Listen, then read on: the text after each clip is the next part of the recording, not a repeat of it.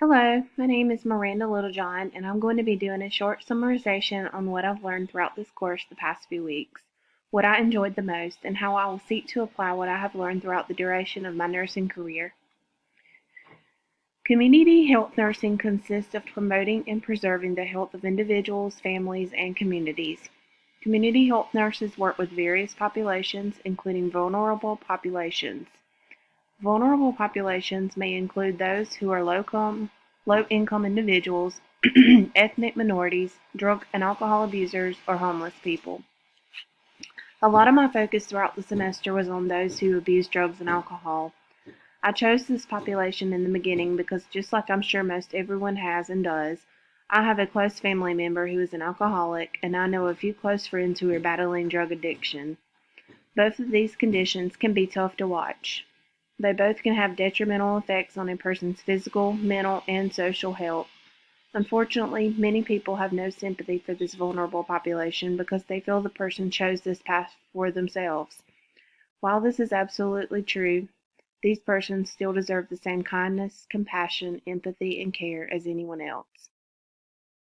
I enjoyed learning about the various free clinics that are available within the community I live in. It is so great to know that there are clinics nearby who are available to serve the community for those who are unable to receive proper care elsewhere. I also enjoyed learning about the different areas in community health nursing. The community health nurse I chose to interview is a school nurse. I admire these nurses and their dedication to promoting the well-being of the children within their communities. They provide daily care, advocate for the children's health both physically and mentally, and provide education on health and home life.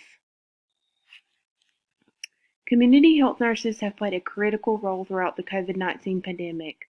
They have been on the front lines providing direct patient care, promoting vaccination efforts, and educating the members of their communities about the severity of the virus and how to protect themselves and their families.